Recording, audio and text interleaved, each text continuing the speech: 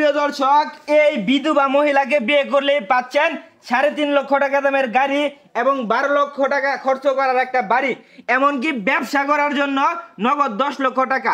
আচ্ছা আন্টি, আপনার কি আগে বিয়ে হয়েছে কিনা, কিভাবে আপনার হাজবেন্ড মরছে একটু বিস্তারিত আমাদেরকে বলেন, এবং কিরকম পাত্র হলে আপনি বিয়ে করবেন একটু বিস্তারিত আমাদেরকে একটু বলেন। এখন আমি বলি শুনেন, আমার অর্থ সম্পদের অভাব নেই, আমার বাবারও অর্থ সম্পদের অভাব নেই, ঠিক আছে? জি জি। আমার বিয়ে হয়েছে একটা প্রবাসী ছেলের কাছে, এখন ওর কিন্তু ও মারা গেছে, এই যে গাড়িটা কিন্তু সে করছে, ঠিক মানে আছে? এই গাড়িটা আপনার হাজবেন্ড চালাইতো, তো হঠাৎ করে মারা গেছে, ঠিক আছে? ওটা তো কেউ কয়ে পারবো না। এখন ধরেন আমার তো বিয়ে শাদী বইতে হবে, আমার তো বাচ্চা কাচ্চা নাই, ঠিক আছে?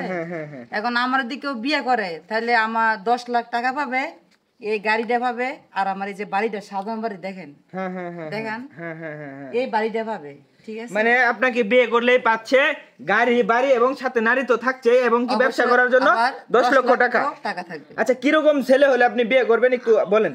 আমার কথা হচ্ছে ধরেন ছেলে বেশি মানে সুন্দর লাগবে না, মোটামুটি মানে মিডিয়াম সাইজের হলেই চলবো, কিন্তু মানে আচার ব্যবহার এগুলো ভালো থাকতে হইব। গরিব ঘরের সন্তানও তাতে আমার কোনো আপত্তি নাই, আমার সব আছে। বিয়ে করার পর আপনার বাসায় থাকবে। আচ্ছা, এই বাড়িটা কি আপনার নামে নাকি আপনার হাজবেন্ডের নামে? না, সব আমার নামে, সবকিছু আপনার আমার নামে দিয়ে আপনার নামে? হ্যাঁ, অবশ্যই।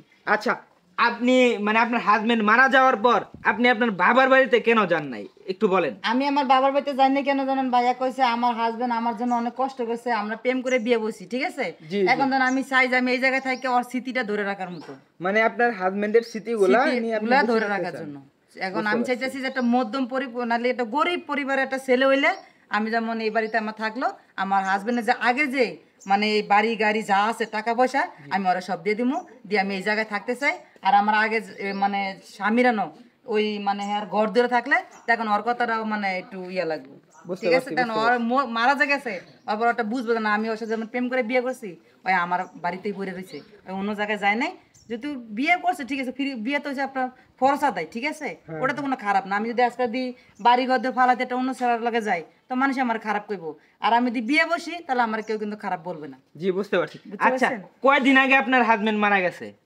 বছর খানি কইব, প্রায় 1 বছর। 1 বছর। ও, প্রায় 1 বছর। এর ভিতরে আপনি আপনার বাবার বাড়িতে যান নাই, যেহেতু আপনি পালায় আসছেন, মানে আমার ওই রাস্তাটা বন্ধ ভাই। ও, আপনার বাড়িতে যাওয়ার রাস্তাটা বন্ধ। তো যদি কোনো প্রবাসী ছেলে আপনাকে বিয়ে করতে চায়, কোনো প্রবাসী ভাই আপনাকে বিয়ে করতে চায়, আপনি কি বিয়ে বসবেন? অবশ্যই, মানে ভালো হইতে হবে, অবশ্যই ভালো হইতে হবে।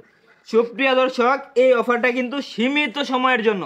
ভিডিওটা আপনারা ব্যাপক পরিমাণে শেয়ার করেন, যাতে নিজে বিয়ে না করতে পারলেও আপনার বন্ধু বান্ধবরাও যাতে বিয়ে করতে পারে, এই অফারটা কাজে লাগাইতে পারে।